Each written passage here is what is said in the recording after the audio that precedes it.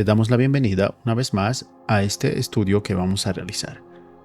En este día vamos a hablar un poco de por qué es tan importante la muerte de Jesús y por qué Jesús tuvo que morir en una cruz. Entonces, esta es una pregunta muy interesante. ¿Por qué? Porque es uno de los temas más centrales de lo que sería el cristianismo. La muerte de Jesucristo es el evento central de lo que sería la fe cristiana. ¿Por qué? Porque aborda el problema del pecado humano, satisface las demandas de la justicia divina y abre el camino de la salvación. Según la Biblia, la crucifixión de Jesús no fue un accidente histórico, sino el cumplimiento de un plan divino para redimir a la humanidad. Entonces, a continuación vamos a presentar una investigación que es completa, organizada en 10 temas que son claves. Para esto vamos a usar referencias bíblicas de la versión 1960 de la Reina Valera. Y vamos a hacer un análisis contextual teniendo algunos términos en griego originales para no salirnos de lo que sería una correcta interpretación. Bien, como primer punto entonces veamos el problema del pecado y sus consecuencias. La definición bíblica del pecado es que el pecado es toda desobediencia a la ley de Dios. El término griego común para el pecado es amartía, que conlleva la idea de estar en el blanco o no alcanzar la perfección de la santidad de Dios. Desde Génesis 3, el pecado es visto como rebelión contra Dios, un acto que quiebra la comunión con Él. Adán y Eva desobedecieron el mandato divino en el Edén. Ellos introdujeron el pecado en la experiencia humana. Después de su pecado, Adán y Eva se ocultan de Dios, conscientes de que estaban desnudos, mostrando que el pecado provoca vergüenza y separación de la presencia divina. Origen en Adán y el efecto en la humanidad. La Biblia enseña que el pecado entró en el mundo por un hombre, que fue Adán, y así la muerte afectó a todos. ¿Por qué? Porque todos pecaron. Romanos 5:12. Este es el concepto del pecado original, el estado de corrupción y culpa que heredamos desde Adán. Romanos 3:23 lo resume y dice: por cuanto todos pecaron, no solamente Adán, sino que también nosotros y todo el mundo, todos pecaron y están destituidos o separados o alejados de la gloria de Dios, afirmando que no hay un solo justo en todo el mundo. Romanos 3:10 dice esto. En griego, emartón indica que todos pecaron. Esto en un sentido aoristo universal, subrayando la realidad histórica de nuestro pecado en Adán y la práctica continua del pecado personal. Por ello, todo ser humano nace en un estado pecaminoso y alejado de lo que sería Dios. También Romanos 6:23 agrega la consecuencia inevitable. Dice: porque la paga del pecado es la muerte. Esto no se refiere solo a una muerte física, sino a la muerte espiritual, que es la separación de Dios, y también potencialmente a una muerte eterna, bajo juicio. Entonces Dios advirtió a Adán que el día que pecaran ciertamente morirían. Tras la caída, la maldición incluyó el retorno al polvo, es decir, la muerte física, y la expulsión del jardín del Edén. Esto, entre muchas cosas, simboliza la ruptura de la comunión con Dios. En resumen, el pecado es un problema que es universal, es un problema que es mortal y nos separa de Dios y nos pone bajo la justa ira de Dios. Ahora, como punto 2, vamos a ver por qué la necesidad de la muerte de Jesús, es decir, por qué tuvo que morir Jesús. Entonces, dada la gravedad del pecado, la pregunta surge: ¿por qué Dios no simplemente perdonó a la humanidad sin requerir la muerte de Cristo? Las Escrituras responden que la santidad y la justicia de Dios demandan que el pecado sea castigado con la muerte. Dios es amor, pero también Dios es justo.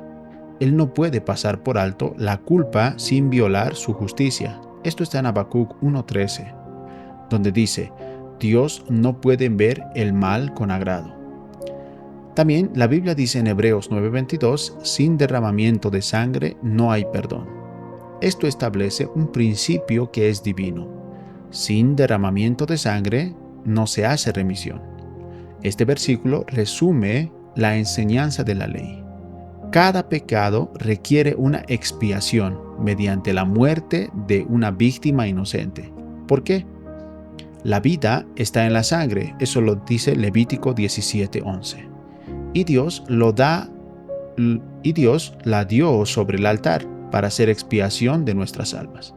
En hebreo, Kippur, que significa expiación, implica cubrir las faltas. Entonces la palabra usada en Hebreos 9:22 para derramamiento de sangre, esto deriva de lo que sería Aima, que significa sangre. Entonces todo esto nos muestra que solo entregando una vida se podía pagar las deudas del pecado, pero no debería ser cualquier vida, sino una vida justa y una vida inocente. Dios estableció este principio desde el jardín del Edén, después de que el pecado entrara por medio de Adán y Eva. Dios mismo sacrificó animales para vestir la desnudez de Adán y Eva. Entonces, esto nos ilustra que la cobertura del pecado implica muerte sustitutiva. Es decir, el pecado genera deuda y la culpa que debe ser satisfecha para que Dios siga siendo justo al perdonar. Romanos 3, 25 y 26 nos dice que la justicia y el amor se encuentran en la cruz. Esto explica que Dios puso a Cristo como propiciación por medio de la fe en su sangre. Esto para manifestar justicia, porque había pasado por alto los pecados pasados en su paciencia. Aquí propiciación se traduce con un término que significa hilasterión. Esto significa que el sacrificio de los animales quitaba la ira de Dios. Dios no ignoró el pecado, lo castigó plenamente en Jesús, quien cargó nuestra culpa. De este modo, Dios muestra que es justo y que Él, el que justifica al que es de la fe en Jesús. Es decir, en la cruz Dios satisfizo su justicia. El pecado fue condenado y a la vez manifestó su amor. El pecador es perdonado. Entonces Jesús debería morir para pagar nuestro castigo. Mas Jehová cargó en él el pecado de todos nosotros. Esto está en Isaías 53:6. Entonces no basta solo con un perdón verbal. Si Dios hubiera perdonado a todo el mundo sin una expiación, su ley santa quedaría comprometida. La Biblia enfatiza que la paga del pecado es muerte, y Dios no revoca su palabra. Por lo tanto, Jesús murió en lugar nuestro para pagar esa paga. En Getsemaní, Jesús mismo oró si era posible evitar la copa del sufrimiento, pero se sometió a la voluntad del Padre. La cruz era necesaria. No había un plan alternativo para salvarnos si Cristo no hubiera muerto y sufrido. No era necesario que Cristo padeciera todas estas cosas. ¿Podría Cristo salvarse de alguna u otra manera? Dios, en amor, provee lo que su justicia exige, como lo formula Hebreos y Levítico. Solo la sangre derramada, es decir, solo una vida entregada, puede expiar, es decir, limpiar los pecados. Ahora, el sacrificio en el Antiguo Testamento prefigura a Cristo. Entonces vamos a ver un poquito por qué Dios en el Antiguo Testamento exigía sacrificios de animales que en parte eran inocentes, no tenían nada que ver con el pecado que había cometido Adán y Eva. Desde Abel, que ofreció un cordero, pasando por el sacrificio de Isaac, el sistema mosaico, Dios enseñó a su pueblo que sin sangre no hay perdón de pecados. Los sacrificios de animales en la ley eran sustitutivos. Entonces el pecador merecía morir, pero moría un animal en su cuenta. Esto lo detalla Levítico 16. Dice que el día de la expiación, la ceremonia cumbre donde el sumo sacerdote ofrecía un sacrificio por sus pecados y los del pueblo y enviaba un chivo expiatorio al desierto, llevado simbólicamente las culpas de Israel. Entonces este ritual, que se llamaba Yom Kippur, cubría los pecados del año, enfatizando el arrepentimiento del pueblo, un pago sustitutivo por la infracción, la purificación del santuario mediante la sangre y la restauración de la comunión con Dios. Sin embargo, toda la sangre de los toros o de los machos cabríos no podía quitar el pecado de forma permanente, sino solo apuntaba al sacrificio eterno que vendría después. Luego, en la Pascua, requería sacrificar un cordero sin defecto, y con su sangre deberían pintar los dinteles de la casa. Entonces, cuando Dios veía la sangre, dice que pasaba por largo, y el juicio no tocaba ese lugar. Entonces, el Nuevo Testamento identifica a Jesús como ese Cordero Pascual. Cristo, nuestro Cordero Pascual, ya fue sacrificado por nosotros. Notablemente, Jesús murió en la Pascua, y en los Evangelios recalcan que ni uno de sus huesos fue quebrado. Esto es el cumplimiento de una profecía. Cada Pascua celebrada por los siglos formó un marco profético. Así como la sangre del Cordero libró la muerte al primogénito, la sangre de Cristo libra de la muerte eterna al creyente. Ahora, hay muchas profecías en Isaías. Los profetas anunciaron un siervo que sufriría mucho y que cargaría el pecado de muchos. En Isaías 53 dice que la misión del Mesías sería una misión expiatoria. Dice Isaías 53, mas herido fue por nuestras rebeliones, molido por nuestros pecados. El castigo de nuestra paz fue sobre él. En hebreo se dice que Jesús puso su vida en expiación por el pecado, es decir, para limpiar el pecado. Este pasaje nos enseña la expiación sustitutiva claramente. El Mesías, que fue Jesús, siendo justo, sufriría por los injustos. Como un cordero fue llevado al matadero, entregando su vida por nuestras iniquidades. Entonces Jesús cumple punto por punto esta profecía. Jesús fue traspasado por clavos y por la lanza, cumpliendo que fue herido y traspasado. Llevó la culpa de muchos, intercedió por los transgresores en la cruz, murió con malhechores y fue sepultado en la tumba de un rico. Entonces, Isaías 53 es tan específico que a veces se le llama el quinto evangelio. También vemos muchos tipos y figuras acerca de este tema. Además, múltiples elementos del Antiguo Testamento prefiguraban a Cristo, el sistema sacrificial en general. Y uno de los ejemplos aquí está en la serpiente de bronce. En la serpiente de bronce, que fue levantada por Moisés, en una cruz, donde todos los que habían sido mordidos por serpientes podían mirar a la cruz y ser sanados por ese acto de fe que hacían. Esto también es una prefigura de Cristo, ya que de la misma manera que la serpiente fue levantada en la cruz y por su mirada muchos fueron sanados, de la misma manera Jesús fue levantado en una cruz. Y nuestra fe en Él es lo que hace que seamos perdonados de nuestros pecados. También otra figura sería, por ejemplo, el maná que cayó del cielo para que los israelitas pudieran comer. Y Jesús mismo lo dijo cuando Él vino: yo soy el pan vivo. También otra figura sería Jonás en el pez, símbolo de los 3 días de Jesús en la tumba. Jonás estuvo en el pez 3 días y luego salió a Nínive a predicar. De la misma manera, Jesús estuvo en la tumba 3 días.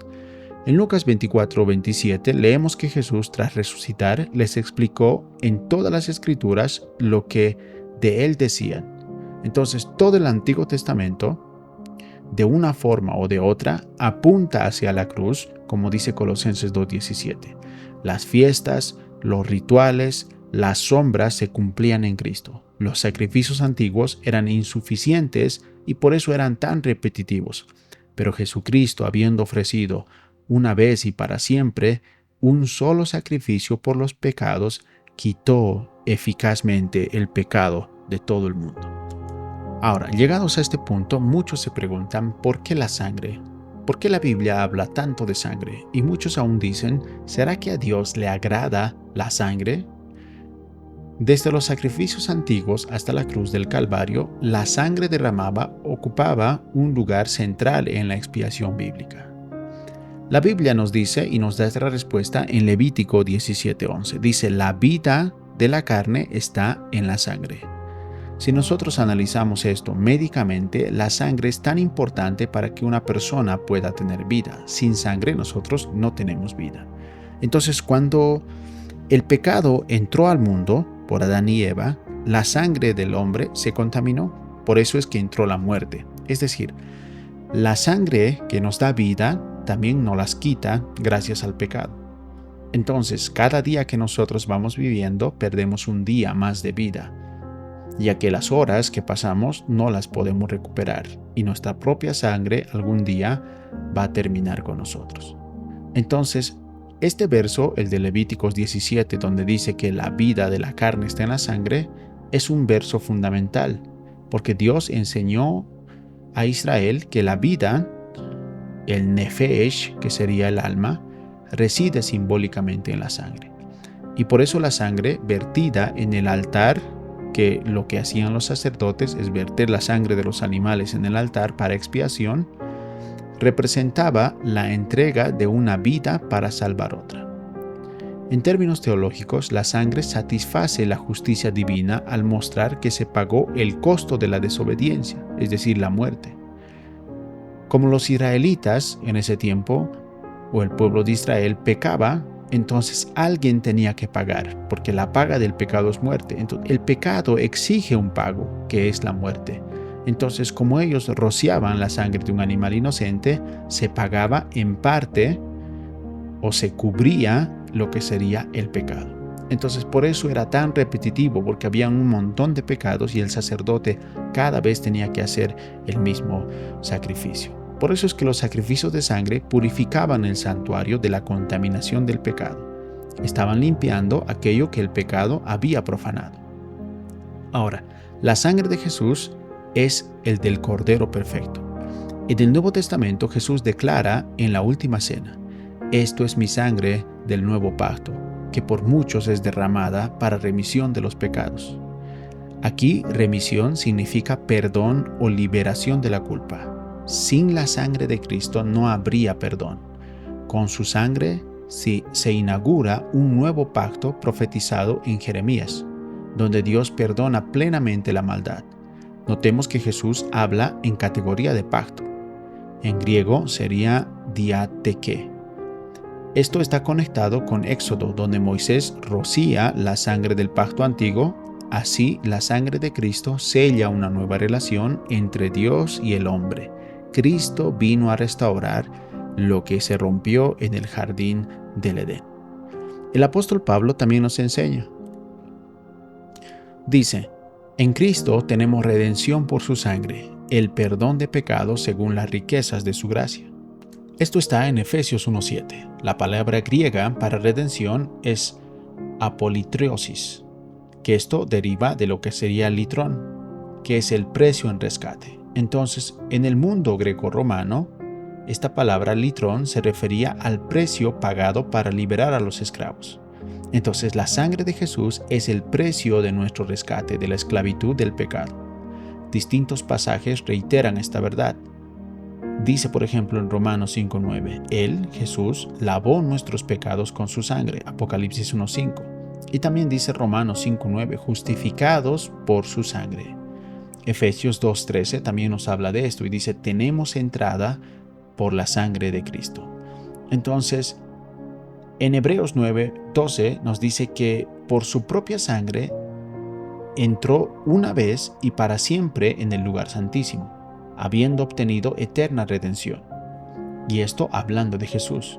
A diferencia de los sumos sacerdotes que entraban cada año con una sangre ajena que era la de animales, Jesús entró al verdadero santuario celestial con su propia sangre, logrando la redención eterna.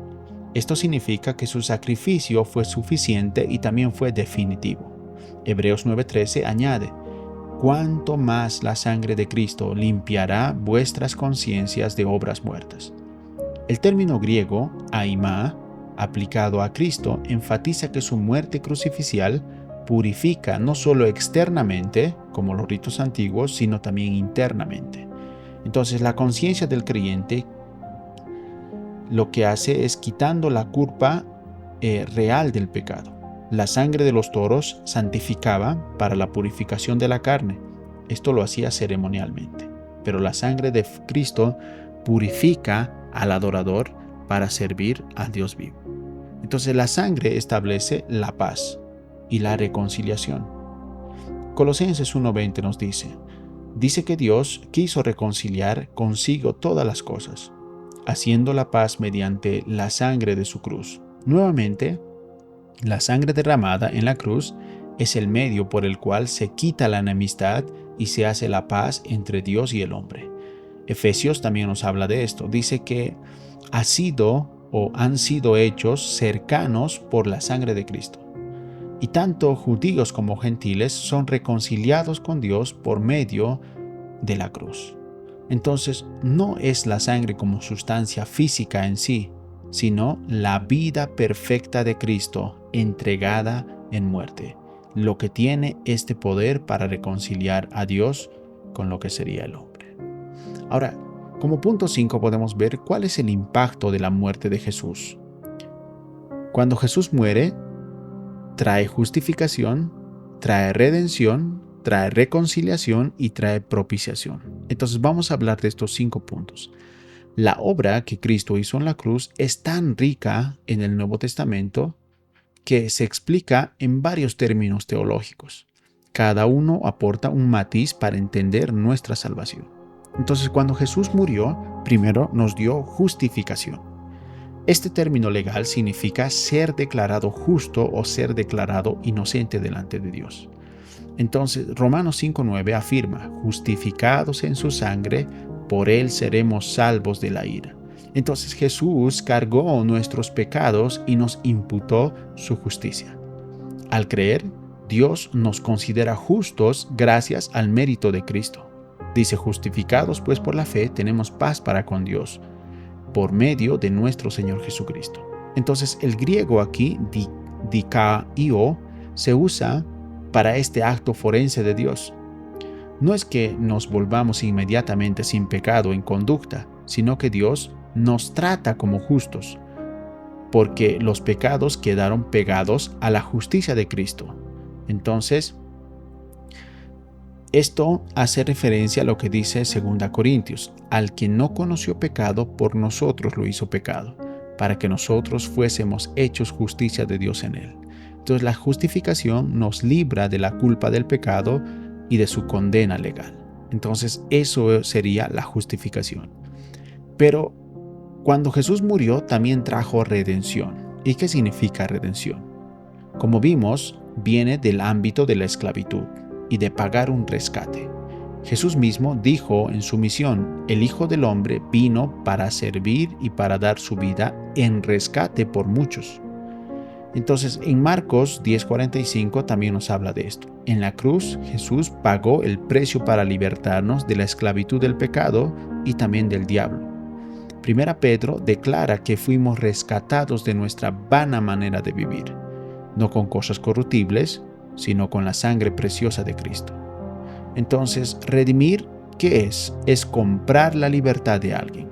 Antes éramos esclavos del pecado, éramos vendidos al pecado, pero ahora somos libres en Cristo. Entonces el impacto redentor es que ya no pertenecemos al reino de las tinieblas, sino que fuimos comprados, fuimos trasladados al reino de su Hijo, que es Jesucristo, en quien tenemos redención. Entonces Cristo no solamente nos justificó, es decir, que nos hizo justos, sino también nos compró para Dios. De eso trata la redención, pues con el precio del pecado y nuestra libertad obtenida gracias al sacrificio de Jesús. Algo más que hizo Jesús con su muerte es la reconciliación. La reconciliación es un término que es relacional. Esto implica restaurar la amistad entre dos partes que están enemistadas. En este caso, están enemistadas por el pecado. La humanidad se hizo enemiga de Dios. Esto dice Romanos 5:10. La muerte de Jesús removió la causa de la enemistad, que es el pecado, para que pudiéramos ser amigos de Dios de nuevo. Romanos 5:10 afirma, porque si siendo enemigos de Dios fuimos reconciliados con Dios por la muerte de su Hijo, mucho más estando reconciliados seremos salvos por su vida. Entonces aquí reconciliar se traduce en griego como katallazo, que literalmente significa cambiar completamente. Entonces, este de cambiar completamente significa cambiar completamente la relación que tenía el hombre con Dios. Antes estaban enemistados y ahora esto cambió completamente. Entonces, de enemigos a Dios pasamos a ser hijos amados de Dios. Y esto lo subraya 2 Corintios 5, que dice: Dios estaba en Cristo reconciliando consigo al mundo, no tomándoles en cuenta su pecado, y que ahora ha dado a los creyentes el ministerio de la reconciliación. Entonces la reconciliación quita la distancia y la hostilidad. Tenemos paz para con Dios y acceso confiado a Él. Entonces piensa en dos enemigos que están muy distanciados y que vuelven a abrazarse. Entonces así Dios y el hombre vuelven a estar unidos en armonía en la cruz. Colosenses 1:21 dice: y a vosotros que erais en otro tiempo extraños y que eran enemigos en vuestra mente, haciendo malas obras, ahora os ha reconciliado en su cuerpo de carne por medio de la muerte, para presentaros santos y sin mancha. El impacto reconciliador es que la comunión con Dios perdida en el jardín del Edén ahora se restaura. Entonces, eso trajo la muerte de Jesús. Por eso es tan importante que Jesús tuviera que cumplir su propósito. Él nos declaró justos, nos dio redención, es decir, nos compró, nos adquirió para Él y también reconcilió esa comunión o esa enemistad que nosotros tenemos con Dios. Y por último, la muerte de Jesús trajo propiciación. ¿Y qué significa esto? Este término tiene que ver con la ira justa de Dios contra el pecado. Recordemos que Dios es justo y debe cumplir su justicia. Entonces, la propiciación por nuestros pecados, declarada por ejemplo en Juan 1:22, tiene que ver con la palabra griega que significa hilasterión o sus variantes que tiene. Entonces, la propiciación, ¿qué es? Es el apaciguamiento de la ira de Dios mediante un sacrificio. En el paganismo se pensaba en calmar la ira de los dioses con muchas ofrendas. Y la revelación bíblica es Dios mismo quien provee el sacrificio propiciatorio por amor, para satisfacer las demandas de la justicia. Romanos 3:25 nos enseña que Dios exhibió públicamente a Jesús como hilasterión, aludiendo también al propiciatorio, que era la tapa del arca donde se rociaba la sangre de los animales en el lugar santísimo. Entonces, en efecto, Jesús es el lugar y el medio de la propiciación.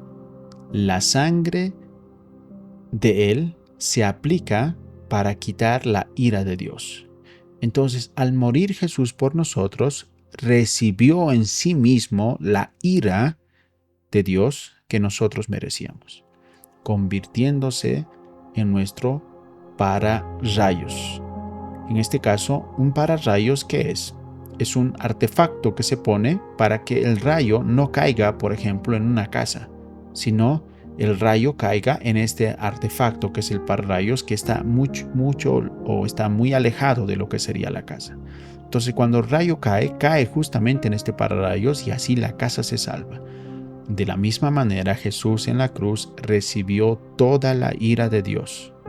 Entonces, Él fue la propiciación, es decir, Él aplacó para siempre la ira de Dios. Cuando Jesús estaba en la cruz, dijo: consumado es. El castigo fue completado. La propiciación se relaciona con la expiación, pero enfatiza a Dios quedando satisfecho.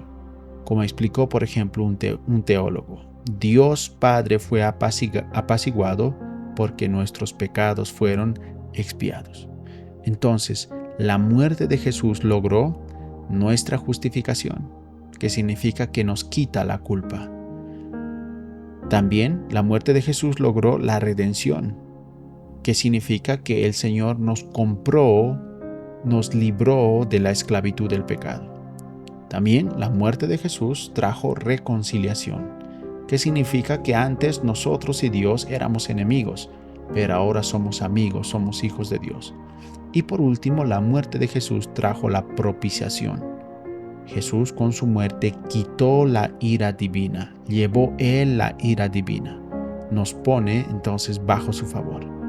Estos 4 conceptos que nosotros hemos visto están muy relacionados y ocurren simultáneamente en la salvación, pero nos ayuda a apreciar cuán completa es la obra de Cristo. Donde el pecado había traído culpa, esclavitud, enemistad, enojo divino, la cruz trajo perdón, liberación, comunión y gracia.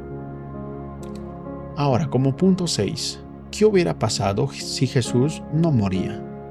¿Qué hubiera pasado si Jesús hubiera tomado otro camino?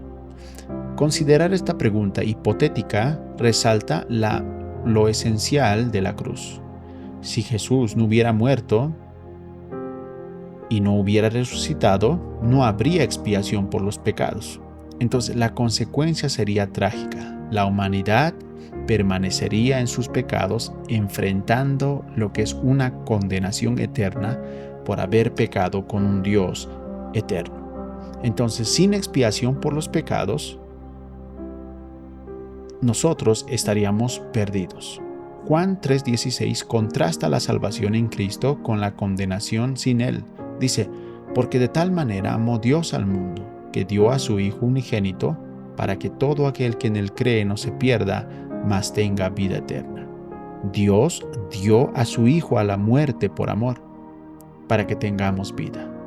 Luego advierte, el que en Él cree, es decir, el que cree en Jesús, no es condenado, pero el que no cree ya ha sido condenado. ¿Por qué? Porque no ha creído en el nombre del unigénito Hijo de Dios. Esto implica que fuera de Cristo todos están condenados, pues el pecado nos coloca bajo el juicio justo de Dios. Si Jesús no hubiese venido a morir, este estado de condenación sería irreversible. Cada uno cargaría su propio pecado sin esperanza de quitar esa mancha que hay en nuestro corazón. Romanos 6:23 declara: la paga del pecado es la muerte.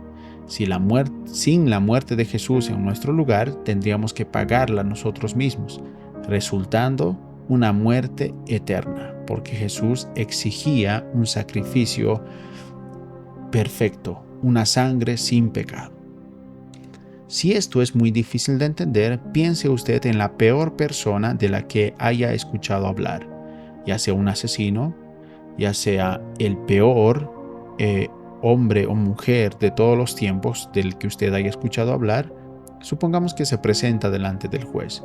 El juez va a decir: mira, has asesinado a 200 personas, pero vas a ser libre. Si Dios hubiera hecho eso con nosotros, sería un juez injusto. Entonces, el juez justo debe castigar el pecado, ya sea con años de cárcel u otro tipo de leyes que tienen los países. Pero la paga del pecado es la muerte. Ya está la sentencia dictada. Es por eso que Dios debería castigar el pecado. Entonces, entendemos por qué Jesús tuvo que pasar por la cruz. El plan de salvación depende de la cruz. Jesús mismo indicó que su muerte era inaludible, es decir, no podía ser cambiada. Y como él mismo lo dijo, y como Moisés levantó la serpiente en el desierto, así es necesario que el Hijo del Hombre sea levantado para que todo aquel que en él crea no se pierda. Si Cristo no es levantado, no hay antídoto para el veneno del pecado. En Getsemaní Jesús dijo: si es posible, pasa de mí esta copa. La respuesta implícita es que no era posible otra vía. Y afirma: y en ningún otro hay salvación, porque no hay otro nombre bajo el cielo en el que podamos ser salvos. Si Jesús no muere, no hay nombre, no hay un hombre que pudiera salvarnos. No hay evangelio, no hay iglesia, no hay un Nuevo Testamento, no hay gracia, solamente hay una condenación eterna. La Biblia describe la consecuencia final del pecado no perdonado como muerte segunda, o infierno o lago de fuego. Jesús habló con severidad de este destino. Dice que el infierno es donde el fuego no se apaga. También en Mateo 25:30 dice que el infierno es un lugar donde el lloro y el crujir de dientes abunda. También es un lugar de castigo eterno, como lo dice Mateo 25:46. Entonces, todo ser humano enfrentaría este infierno, porque ninguno es justo por sí mismo. Sin la cruz, el cielo estaría vacío de humanos y el infierno lleno sin remedio. Efesios 2:12 describe cómo sería nuestra situación sin Cristo. Dice, estabais sin Cristo, estabais sin esperanza y sin Dios en el mundo. Gracias a Dios, eso no fue el caso. Mas Dios mostró su amor para con nosotros en que siendo aún pecadores, Cristo murió por nosotros. Romanos 5:8. Entonces la gloria de Dios está en juego. Además, si Jesús no hubiera muerto, las promesas de Dios habrían fallado desde Génesis 3:15. En Génesis 3:15, Dios ya preparó una salvación para el hombre. Dice, la simiente de la mujer que sería herida en el calcañar, mientras ésta heriría en la cabeza a la serpiente. Hasta las profecías mesiánicas Dios había prometido un redentor. No cumplirlo implicaría que Dios mentiría, lo cual es imposible. Así que tanto la salvación del hombre como la gloria y la fidelidad de Dios dependían de la muerte de Jesús. En términos prácticos podemos decir para nosotros, ¿cómo escaparemos nosotros si descuidamos una salvación tan grande? Si no hubiera habido salvación provista, no habría escapatoria de la ira venidera. Por eso damos gracias a Dios, porque de tal manera Dios amó al mundo que dio a su Hijo Jesús. Y como punto 7 vamos a ver la relación entre la muerte y la resurrección de Jesús. Si bien el énfasis aquí es la muerte de Jesús, la resurrección es inseparable de lo que es la muerte de Jesús. Y también es esencial para completar la obra de la salvación. La cruz y la tumba vacía son dos caras de una misma moneda. Entonces, primero veamos la validez de la obra de la cruz. La resurrección es la validación de que la muerte de Jesús logró la victoria sobre el pecado, como dice 1 Corintios 15:17. Y si Cristo no resucitó, vana es nuestra fe. Aún estamos en nuestros pecados. Entonces, ¿por qué sería vana nuestra fe sin la resurrección? Porque significaría que Jesús quedó vencido por la muerte, ya que el pecado trae consigo lo que es la muerte. Entonces, la resurrección es el amén del Padre o el consumado es del Hijo. Es Dios demostrando su poder y aprobación. Romanos 4:25 declara, Jesús fue entregado por nuestras transgresiones y resucitado por nuestra justificación. Esto indica que habiendo pagado nuestras culpas en la cruz, su resurrección asegura la declaración de justificación para quienes creen en Él. En términos forenses, la resurrección es como el recibo de pago en la mano, la prueba de que la deuda ha sido saldada. Entonces, la resurrección no solamente prueba algo, sino que aplica vida. Romanos 5:10 dice que Él nos reconcilió con Dios por su muerte. Seremos también salvos, dice, por su vida. Esto se refiere a la vida resucitada de Cristo, que Él ahora comunica a los creyentes, porque Jesús vive. Puede impartirnos también vida eterna. Dice, porque yo vivo, vosotros también viviréis. En la salvación no solo necesitamos que se borren nuestros pecados por la muerte de Jesús, sino también necesitamos recibir una nueva vida justa. Entonces Pedro afirma esto y dice, por la resurrección de Jesucristo de los muertos, así la resurrección tiene un papel regenerador y vivificador.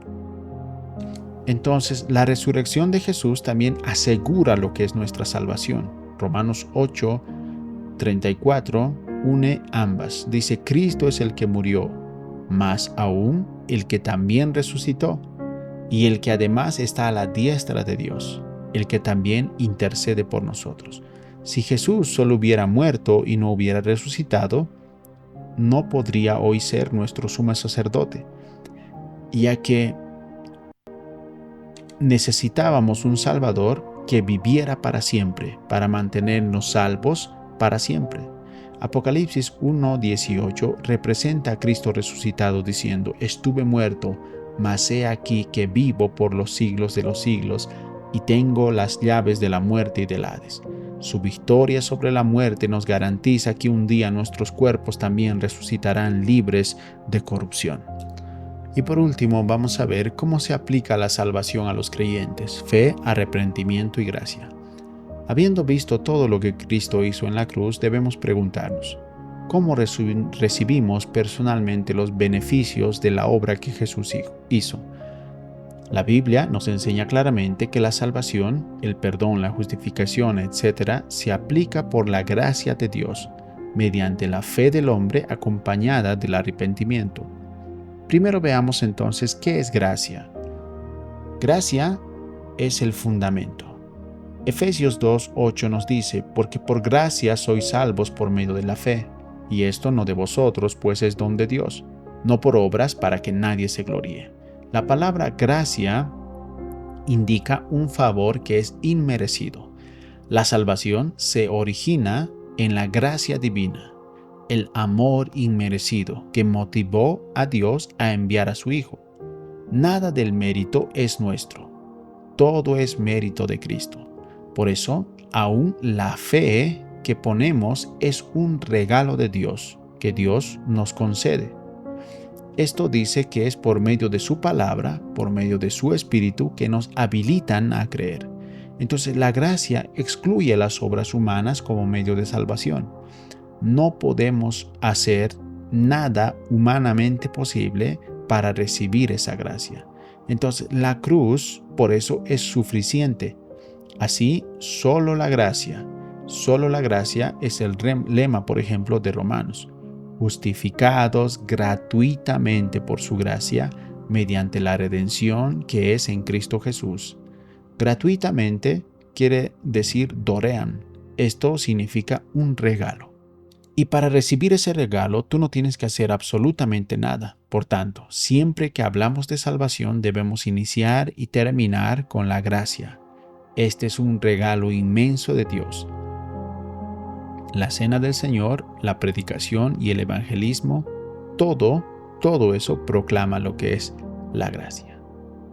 Ahora, ya que hemos entendido qué es la gracia y que la salvación se recibe por gracia, que es un regalo que no merecemos, también hablemos de la fe. La fe es el medio instrumental por el cual recibimos la gracia. La fe en el contexto bíblico no solo es asentimiento intelectual, sino la fe es una confianza plena en Jesucristo. Efesios 2:8 nos deja claro esto. Dice: por medio de la fe, a quien Dios puso como propiciación por medio de la fe en su sangre. Entonces, fe es como la mano extendida que acepta el regalo. En términos de una metáfora, la cruz es el antídoto. La fe es beber ese antídoto. ¿Qué implica entonces creer?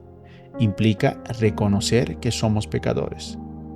La fe o el creer implica que nosotros reconozcamos que somos incapaces de salvarnos. También creer implica creer que Jesús es el Hijo de Dios que murió y resucitó por nosotros. Y esto debe ser un asentimiento de lo que sería la verdad del Evangelio. Confiar plenamente en Él como Señor y Salvador. Romanos 10:9 lo formula así y dice que si confesares con tu boca que Jesús es el Señor y creyeres en tu corazón que Dios le levantó de los muertos, serás salvo. La fe salvadora siempre se dirige a Cristo y su obra consumada, no a nuestros propios esfuerzos. Un gran ejemplo bíblico es el ladrón en la cruz. Solo el ladrón de la cruz le pidió a Jesús que lo recordara en su reino. El ladrón creyó en Jesús, creyó que Jesús tenía un reino y creyó que al morir Jesús estaría en su reino. Entonces el ladrón tuvo una seguridad tremenda. Entonces la fe une al creyente con Cristo, de modo que todo lo de Cristo o lo que Cristo justifica y Él da vida eterna no es contado, y todo lo nuestro pecado fue cargado en Él. Entonces la fe es el instrumento por el cual nosotros recibimos la gracia. Y luego viene el arrepentimiento. El arrepentimiento es el complemento de la fe. Jesús comenzó su ministerio predicando: arrepentíos y creed en el Evangelio. Arrepentimiento literalmente significa cambio de mente, pero en la Biblia abarca un cambio de corazón, una conversión total, un rumbo de vida que es diferente. No simplemente el arrepentimiento es un remordimiento. El arrepentimiento es volverse a Dios, es odiar el pecado y desear lo que es la justicia. En Hechos 2:38 nos dice: arrepentíos y bautícense para perdón de los pecados. Y en Hechos 3:19 nos dice: arrepentíos y convertíos para que sean borrados vuestros pecados. Entonces, el arrepentimiento es la actitud del corazón que reconoce la necesidad de salvación y se aparta del pecado para abrazar a Cristo. No es una obra, el arrepentimiento, ojo con esto. No es una obra que nosotros hagamos para merecer el perdón, sino es una respuesta sincera a lo que sería la gracia de Dios. De hecho, la Biblia habla del arrepentimiento como un don. Entonces, en la práctica, nadie puede tener una fe verdadera en Cristo sin arrepentirse. Y tampoco nadie puede arrepentirse bien sin tener la fe. Entonces, son dos caras de la conversión. La fe es volverse hacia Jesús para ser salvado. El arrepentimiento es apartarse del pecado que nos destruye. Y por último, hablemos del nuevo nacimiento y el Espíritu Santo. Mencionamos también que la aplicación de la salvación conlleva una regeneración. Jesús nos salvó por el lavamiento de la regeneración y por la renovación del Espíritu. Tito 3:5. Entonces, cuando uno se arrepiente y cuando uno cree, el Espíritu de Dios lo hace nacer de nuevo, le da una vida espiritual. Este aspecto transformador muestra que la salvación no solo es un cambio legal de estatus, sino también es un cambio real, es un cambio interno, que luego este cambio obviamente que progresa. Efesios 2:8-10 nos dice: salvados por la gracia mediante la fe, no por obras. Pero también luego nos dice: creados en Cristo Jesús para buenas obras. Es decir, no somos salvos por obras, pero sí para obras. La vida del creyente es gratitud, y la gratitud produce fruto y también obediencia y santidad, no para mantener la salvación, sino como resultado ya de nuestra salvación. Entonces, ¿quién puede ser salvo? Quizás usted se pregunte: ¿yo puedo ser salvo? La Biblia dice: cualquiera puede ser salvo, cualquiera que crea. El Evangelio de Dios es inclusivo en su invitación. El que quiera toma del agua de vida gratuitamente. Apocalipsis 22:17. La salvación está disponible a todo el que se arrepiente y a todo el que cree en Jesús. Nadie queda excluido por raza, por pasado, por gravedad de sus pecados, etc. Jesús prometió: al que a mí viene, no le echo fuera. Romanos 10:13 también dice: todo aquel que invocar el nombre del Señor será salvo. Esto ofrece inmensa esperanza. Entonces, el papel continuo de la gracia. Incluso después de habernos convertido, seguimos dependiendo de lo que sería la gracia. Juan 1:7 nos asegura esto. Nos asegura que la sangre de Jesús nos sigue limpiando. Es decir, si aún después de recibir la gracia caemos en pecado, tenemos un abogado que es Cristo. Esto lo dice 1 Juan 2:1.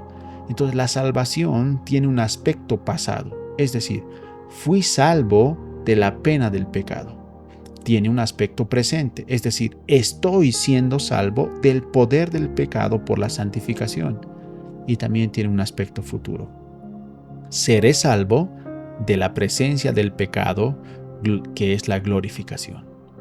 Todo esto es por gracia mediante la obra de Cristo y aplicado por el Espíritu. Y como conclusión podemos decir: la muerte de Jesús en la cruz, seguida de su resurrección, es el corazón del mensaje bíblico. En la cruz, Jesús enfrentó y resolvió el problema que ninguno de nosotros podía solucionar: nuestro pecado y nuestra separación de Dios. Jesús es como el segundo Adán. El primer Adán alejó a todo el mundo de la comunión con Dios e introdujo el pecado. El segundo Adán, que sería Jesús, nos unió en comunión con Dios, limpió, perdonó nuestros pecados y nos dio vida eterna. Jesús cargó con la culpa originada en el primer pecado de Adán y todas nuestras transgresiones personales. Jesús experimentó la muerte que nosotros merecíamos, el justo por los injustos, para llevarnos a Dios.